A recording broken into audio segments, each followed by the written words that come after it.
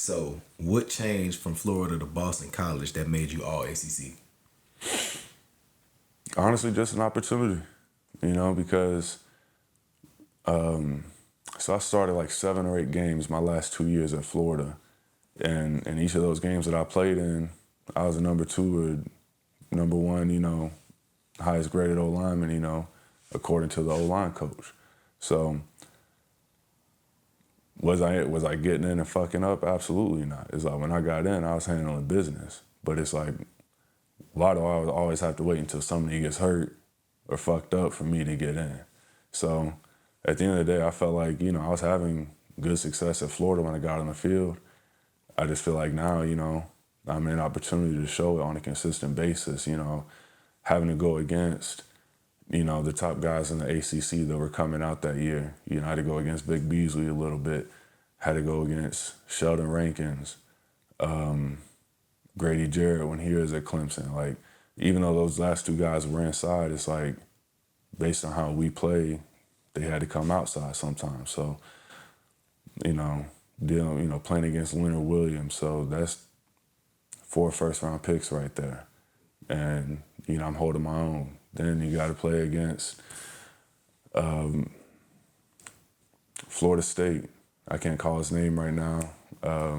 We were teammates for a little bit. Mario Edwards. Had to go against Mario Edwards. Dude was a 2nd-round pick. Felt like his head was made of fucking concrete. So, you got to go against motherfuckers year-round. And that's why I tell people, like, at the end of the day, I feel like there's more top-end talent in the SEC. Like, their premium talent is different from, other conferences for the most part. But at the end of the day, those guys that are right under that premium, they're really about the same in all these other conferences, like, or at least the SEC and ACC, because I ain't gonna lie to you, the Big Ten is soft as fuck. Like, we played Penn State in our bowl game, and these motherfuckers were allowing 80 yards rushing a game. I'm like, oh shit, they must be doing something. Then you watch the film, and you just see sorry O-line after sorry O-line after sorry O-line in the fucking Big Ten. Just big, stiff-ass, soft motherfuckers. So we go and play Penn State, and we have 92 rushing yards in the first quarter, but they let up 80 a game. Like, yeah, these motherfuckers are trash. So we ran for like 280 or 300 on them or some shit like that. But it's like, yeah, the ACC and the SEC, like, at least at that time, like, there wasn't a huge drop-off. Like, the best defense I faced, like, in college was Louisville that year when I was at BC.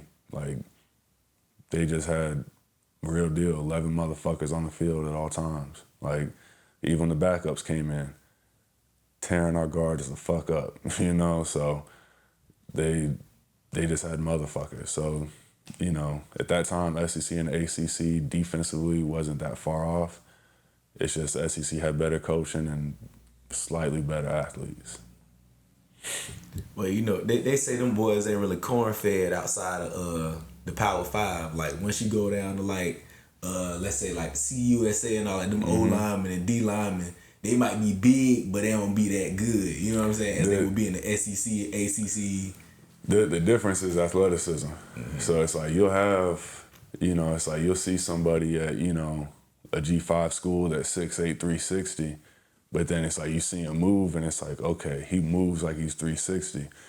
But you'll see 6'8", 360 in the SEC, and you're like, God damn, like, that motherfucker's moving. Like, that bitch is clearing ground, So, like, that's really the biggest thing, is just the athleticism between O-linemen at those levels. Like, because they're going to be big everywhere, Like, school's going to keep on recruiting size, but it's that foot quickness, it's that violence in those feet, that overall violence and, different level of strength that those P5 guys usually have over the G5 guys and, FCS guys. So it's not a huge difference, but once you kind of get around it and you play the different levels, you notice a fucking difference. Like, people can talk all the shit they want to.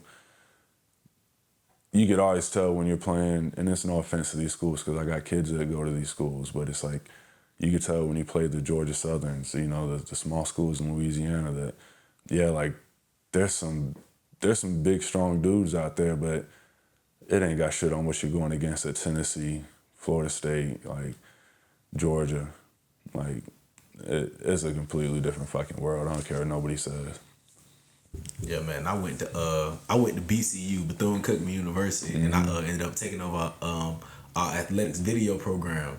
And so we ended up playing Miami one day, and I'm out there shooting the game, and I'm just looking at the our O lineman versus they D lineman. So our O lineman might be like, okay, 6'2", 290. All they D linemen 6'5", 325. Like they like, I'm looking at them, I'm like, okay, all these motherfuckers bigger than me, and they bigger than the motherfuckers bigger than me. So I'm like, god damn. And it's like, for the most part, like, they may not be like jacked in the arms and shit, but it's like, these motherfuckers are big. Like it's not just big fat motherfuckers. Like, Cock these strong.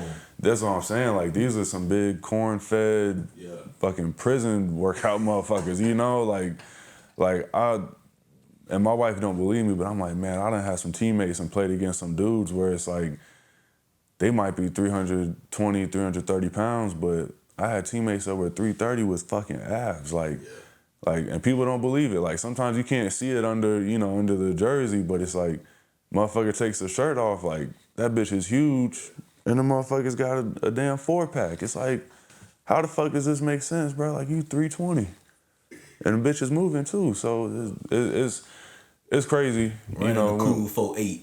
Yeah, it's like how the fuck is this possible? Like I was watching Hard Knocks the other day with my wife, and it's like I'm still in awe when you see big motherfuckers moving the way they do. And it was Jefferson up there for the Jets, Quentin Jefferson. Yeah. No, Quentin Williams, my bad. Yeah, Quentin Williams, yeah. That motherfucker 6'5", 300. He's my, like, he was me in my playing days, but this bitch is a D lineman getting off the ball and beating people off the ball and shit. It's like, no matter what, like, that shit's always gonna amaze me. Like, how the fuck are you so humongous, like so monstrous, but you moving like a linebacker, you moving like a fucking DB? It's freaks in this world, man, and most of them come from the ACC and SEC, honestly. Like, it's amazing to see. It really is. You ever seen Trent Williams or Jason Peters pull? Mm-hmm. Oh my God! Like, you ever see? Like, man, I was watching some. I can't remember what I was watching on YouTube, but they were just talking about Trent Williams, and they showed him pulling around to go hit somebody. Mm-hmm. Man, he moved the other tackle on the 49ers. Oh yeah. He moved a linebacker. And he moved the D in all of them. He fucked everything up. I was like, God damn. That man turned into a one-man wrecking crew for real. What? But so here's a funny thing about Trent Williams. You know, I heard he's like the best teammate in the world. Like, for all of his old lineman teammates, he'll bring all these guys out to, you know, where he trains, and he'll pay for it, put them in hotels, pay for their food. Like, he'll cover everything. You know, he's just, hey, whatever I need to, you know, help my teammates get better, that's what I'm gonna do. So, you know, for so many reasons, you know, big shout out to, you know, or, you know, big respect to Trent Williams. But I was in Oakland, and I'm looking at the Jumbotron, you know, because, like, they got everything up there. They got, you know, stats from, you know, earlier games, you know, stats from games that are going now. It's just constantly updating. And then it scrolls through, and it goes from stats to top speeds of the day, you know, because they track the, you know, the players and they shoulder pads, and they track their speeds and shit. This dude, Trent Williams, is number 3. Hell no. And get this, at 19.9 miles an hour. So can you imagine a motherfucker that's 340 pounds in full gear, the blacked out fucking visor, and this man's running 20 miles an hour at you? Yeah, it's like there's a lot of business decisions, and that motherfucker's running full speed. It's like I'm, you know, in my best, you know, I'm 20, 30 pounds, you know, less than this dude. If I'm a DB and I, you know, even at that size, if I'm 15 yards away from him, like, you got to think, like, man, do I really want to run up with this big bitch? Hell no. Like, that's a full-grown gorilla coming at you, for real.